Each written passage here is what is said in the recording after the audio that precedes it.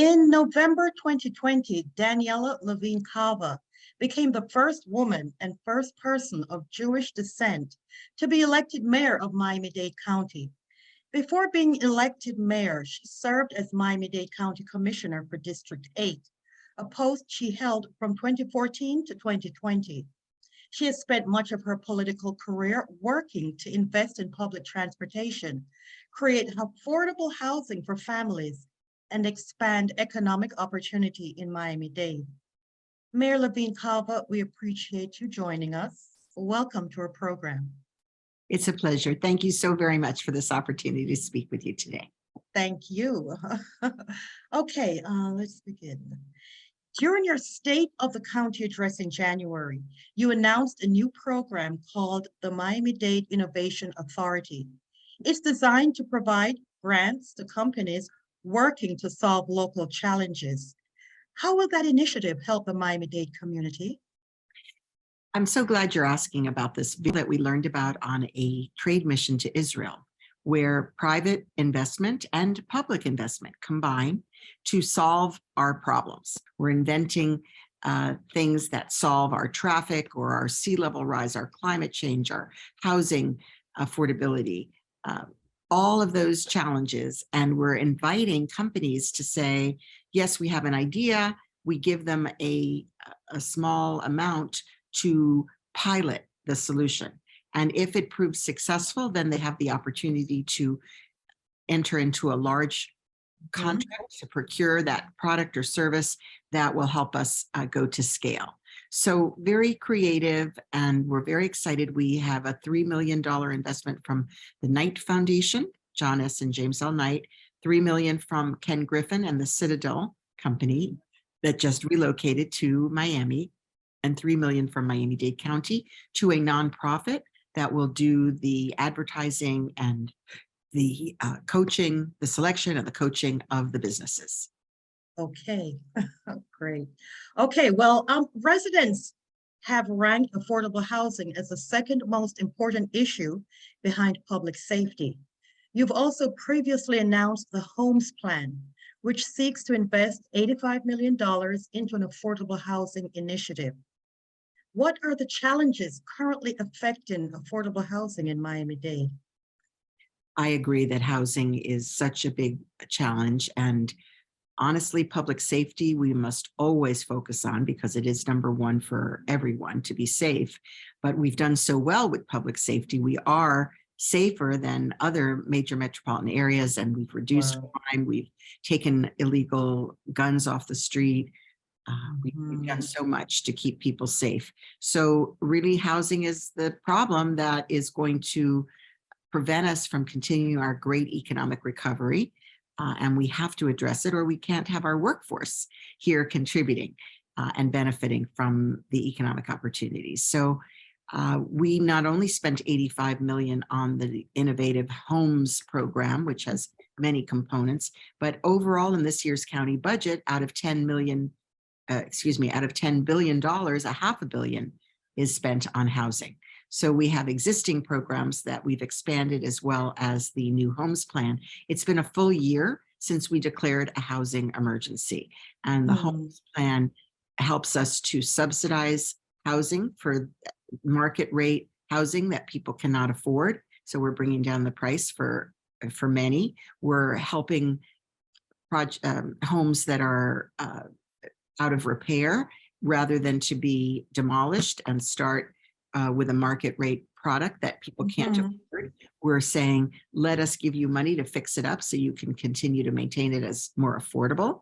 We are also providing homeowners with assistance to pay the increased cost of insurance and other expenses so that they can stay in their homes.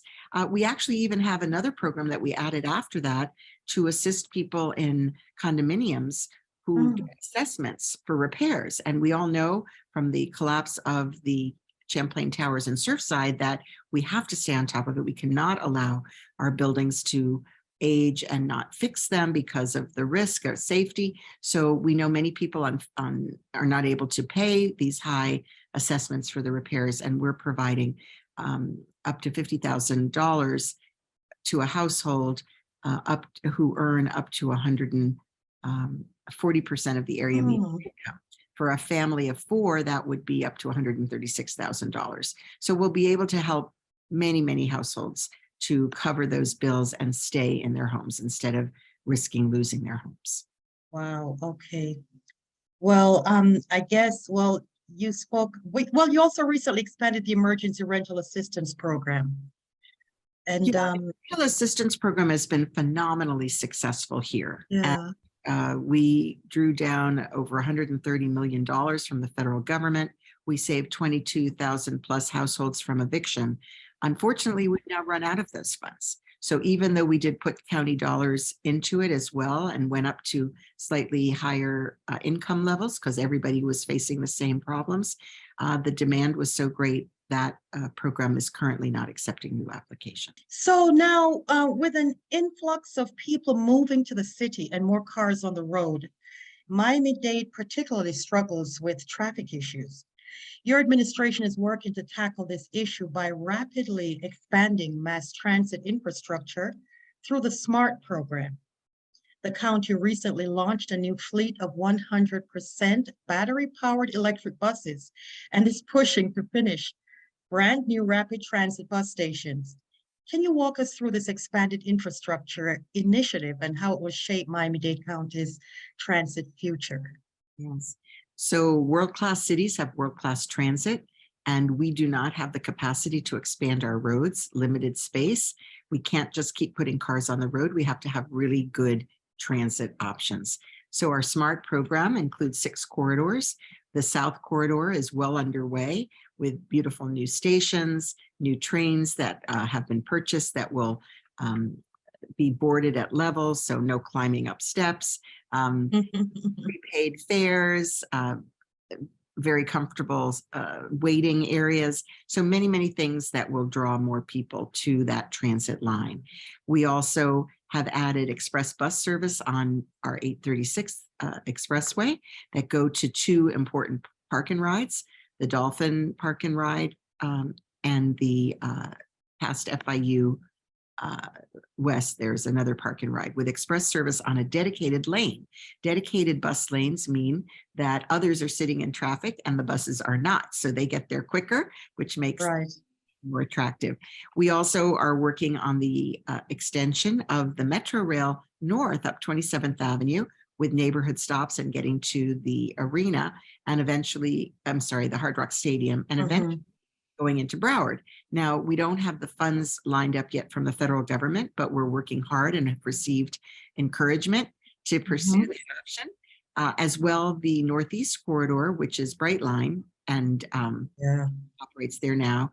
We're looking at the local stations, so that will create more commuter support. And finally, to the beach, where to create the Bay Link across to the beach. So many, many corridors. And then, as you say, the vehicles have to be energy efficient. They have to reduce carbon use. And when you ride a bus or a train, you are taking the carbon of multiple cars off the road, improving our air quality, reducing the risk of climate change. So it's just a win-win-win. We're also building what's called transit-oriented development. So we're building more densely, higher buildings, more along these corridors. And you can build cheaper by not having to have as many parking spaces, which we don't have to have when you're on a transit line. So these are very popular. They're going quickly, and there'll be more such projects coming along. Great, great. I think Miami-Dade is catching up to the rest of the United States, right? Yeah. Okay, great. All right. Now, immigration experts have called the recent uptick in migrants seeking asylum in South Florida staggering and substantial. It has created a humanitarian crisis that has strained local immigration services.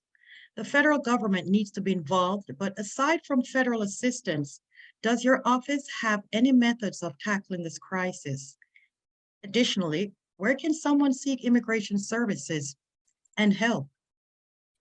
Yeah, so we created an Office of New Americans to support people who are seeking to move forward as immigrants in our community.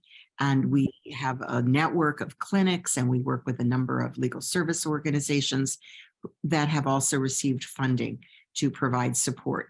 So this has been very important addition, and it's called, again, Office of New Americans. We encourage people to reach out and learn more about how they can get this assistance. We've also worked with a network of nonprofits that are providing a lot of the on-the-ground support. And we've reached out to the federal government and been successful in obtaining additional federal funding to support housing needs of the population. So we're talking about people who they are many times waiting for work authorization. They have the opportunity to apply for asylum or adjust their status. And that's what these immigration services are doing for them, as well as making sure they have humanitarian assistance if they are recent arrivals. They are coming.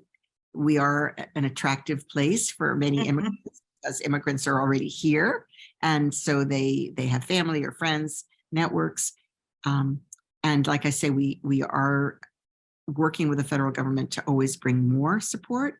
I do believe that the number has been diminishing with some of the new immigration policies as well. Okay. All right. Well, looking ahead to the remainder of 2023, are there any new programs or initiatives your office is planning to launch? And are there any new resources that Miami-Dade County residents can look forward to? I'm going to continue to stay focused on my 4 pillars: the economy, the environment, equity, and engagement. And For so ease. for ease. And we know that we are going to continue to have a county where everyone has the freedom to thrive. We have a new economic development program called Future Ready, where we'll be focusing on pipeline jobs for our local residents, supporting our small businesses, and continuing to innovate. We have our Strive 305, helping thousands of small businesses with virtual platform and radio call-in shows and different things to provide support. So that's Strive 305. We're continuing to expand our transit, as we've described, but another important area is septic to sewer. To protect our bay, which is our blue heart, our lifeline of our economy, water, that's the essential ingredient. We have aggressively been pursuing conversion of aging septic to sewer and preventing new septic from coming online that could pollute our waterways. So that is very critical. And our shore power at Port Miami is coming on board this fall. 5 cruise ships at a time will be able to hook up to cleaner shore power instead of belching their fumes the air. And so those are just a few of the areas. We're also focusing on broadband equity. So we know that to survive and thrive in our economy, you have to have access to good quality, high-speed network. Yeah. And so we have a broadband and digital equity action plan that we are going to put into action to bring that important infrastructure to as many homes as possible in Miami-Dade County. Great things are happening. Mayor Levine Cava, we appreciate your commitment to Miami-Dade and its community. Your leadership has guided us through the challenges of the pandemic, and we're grateful for the work your office is doing to strengthen South Florida. Thank you for taking the time to speak with us today. What a pleasure. What a privilege. Thank you, Corinne. It was our pleasure. Thank you.